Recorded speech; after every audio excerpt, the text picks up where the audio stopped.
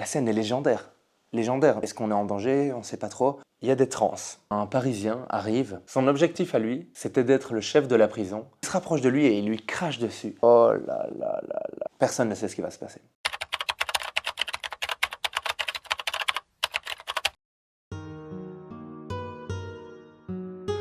Le Mexique. Pays touristique par excellence qui attire des millions de visiteurs chaque année. Entre ses plages paradisiaques, ses temples mayas majestueux et sa célèbre fête des morts. Mais derrière ce contexte idyllique, il y a des règles à suivre.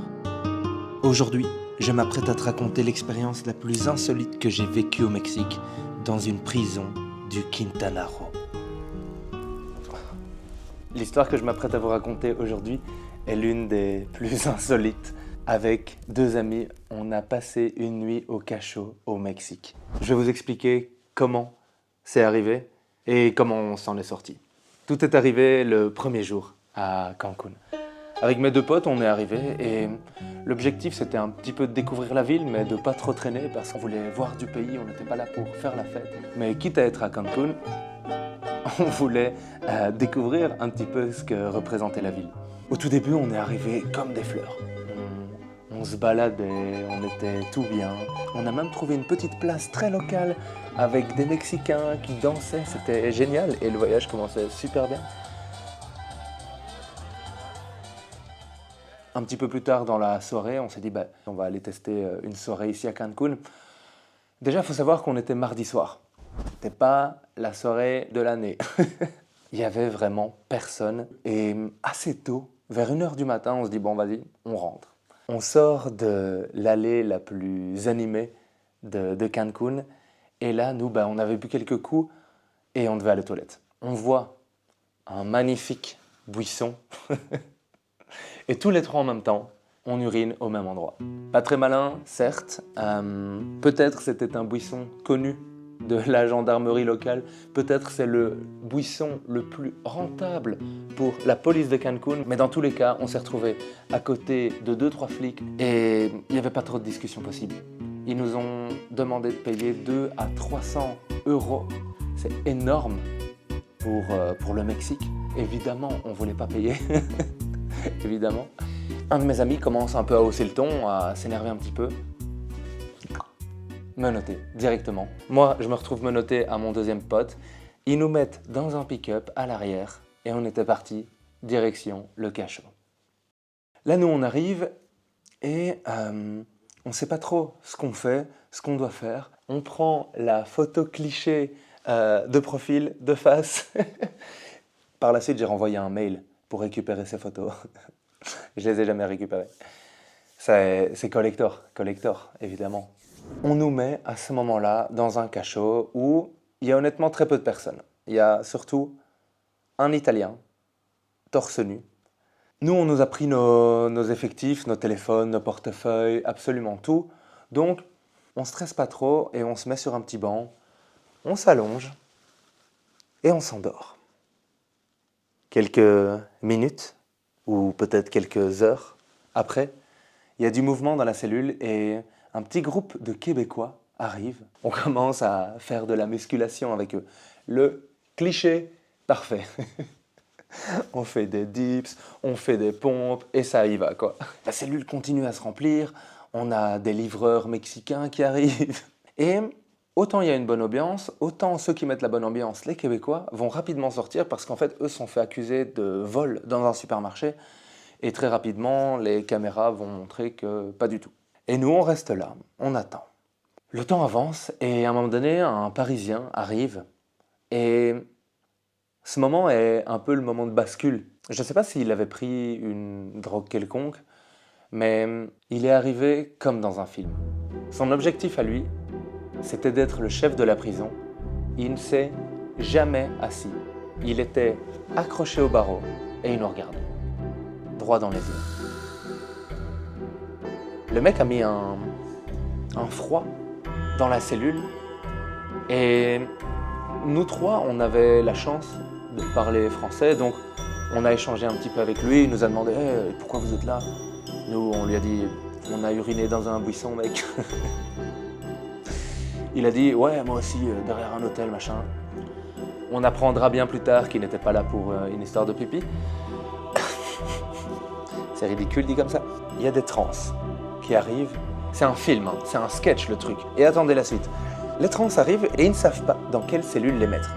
Avec les femmes, avec les hommes. Du coup, on va pas prendre de décision. On les menotte au mur, devant tout le monde. Comme ça, le problème est réglé. À ce moment-là, notre gentil Parisien ne trouve qu'une chose à faire, c'est se foutre de leur gueule et leur dire « Hombre, hombre, vous êtes des hommes avec votre glotte. » Rentre en jeu notre Italien torse nu. Lui, il avait bien compris qui était le chef de la cellule. Objectif, se faire copain avec lui. Quand le Parisien insulte les trans, il se met à côté de lui et il les insulte également. Hey, hombre, hombre, hey. Et à un moment donné, le Parisien, je ne sais plus comment ça se passe, mais perd quelque chose au sol. Il s'abaisse pour le ramasser et l'Italien, qui pense être devenu ami avec lui donne une claque aux fesses. Nous, on voit cette scène, on se dit « Oh là là là là ». Le Parisien, il se retourne, il le regarde, il lui met une tarte dans la gueule et puis il se rapproche de lui et il lui crache dessus. Mon pote, il me regarde, il me dit « Simon, tu dis rien du tout ?» J'allais rien dire du tout. Il n'y a pas de souci. Puis le Parisien retourne encore près de lui et lui dit « Tu vas au coin !» Le petit Espagnol, il va vers le coin, il regarde, il fait « À qui ?» La scène est légendaire. Légendaire. Nous, on se dit « Est-ce qu'on est en danger ?» On ne sait pas trop. Dans tous les cas, on est au moins 10 dans un petit cachot et tout le monde regarde la scène. Personne ne sait ce qui va se passer. Pour que vous compreniez un petit peu mieux la suite de l'histoire, je vais vous faire un schéma. Ce qui se passe, c'est qu'on a cette prison rectangulaire. Ici, on a les barreaux. Les bancs sont ici. On a le Parisien qui tiendra avec ses mains les barreaux quasi du début à la fin. Du moins, il ne quittera pas son poste tout debout. Avec mes potes, on est tous les trois assis de ce côté-là du mur. Et le Parisien envoie l'Italien dans ce coin-là. Là, il est accroupi en mode « À qui ?» La dernière chose qu'il y a dans cette prison, c'est une toilette. Juste ici. Là, il y a un muret. Et il n'y a évidemment pas de porte. Sinon, c'est trop facile. À un moment donné, dans un espoir de rébellion, l'Italien se relève et va vers les toilettes. Il marche, il commence à monter au-dessus des toilettes et puis au-dessus du muret. Le plafond était un petit peu trop haut, donc il était un petit peu courbé comme ça. Et là, il y a deux situations dans notre tête. Soit le mec se révolte, soit il va se suicider. Il venait littéralement de se faire marcher dessus, de se faire cracher au visage. La situation était hyper humiliante et nous, dans la situation où on est, on pense au suicide.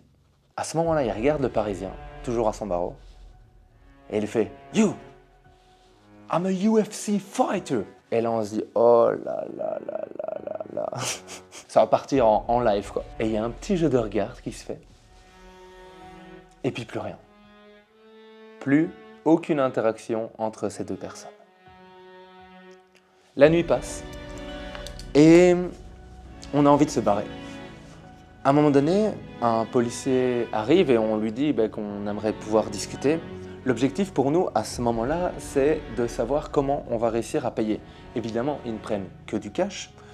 Et donc, la seule solution qu'on a, c'est de faire sortir un de nous trois qui va aller à la banque et venir nous chercher. Le Parisien vient près de nous, comprend qu'on va essayer de sortir, et lui, qui n'a pas de moyens de payer visiblement, voit une petite brèche en nous et nous explique que la meilleure solution, c'est qu'on lui donne notre carte de banque, qu'il aille chercher de l'argent pour nous et qu'il nous le ramène en nous faisant sortir. Mais merci mec, t'es trop un génie. Évidemment, jamais on fait ça. Ben sort de la cellule, va chercher de l'argent, nous a fait sortir en payant un petit peu moins cher. Je pense que de souvenir, On s'en sort pour 235 € par personne. Le premier jour à Cancun, au Mexique, pépite. Il est 6 à 7 heures du mat quand on sort enfin du cachot. À ce moment-là, nous, on a absolument toute la longueur de la zone hôtelière de Cancun à faire, 4 km. Et on trouvera une petite brèche dans un hôtel abandonné. Les mecs n'ont pas compris la leçon.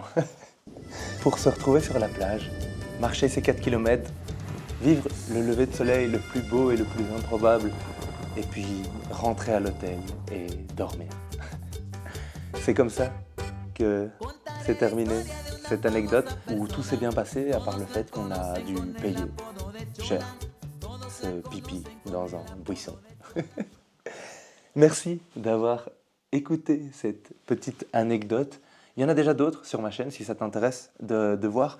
J'ai expliqué pourquoi on était resté bloqué 48 heures à faire de l'autostop à une frontière argentine et comment on s'était fait voler plus de 100 € par des vieilles dames en autostop.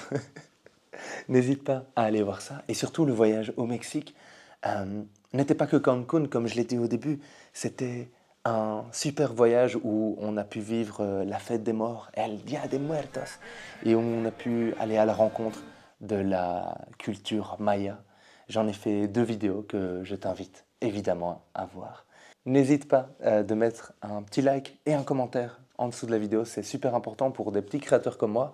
Tu peux me dire ce que tu as trouvé cool dans cette anecdote, ce que tu aurais fait autrement, comment tu aurais réagi. Et surtout, n'oublie pas de t'abonner à la chaîne à l'heure où tu regardes cette vidéo. Je suis en train de faire de l'autostop de Belgique jusqu'en Inde. Alors viens suivre ça sur la chaîne et sur mon Instagram. Ciao!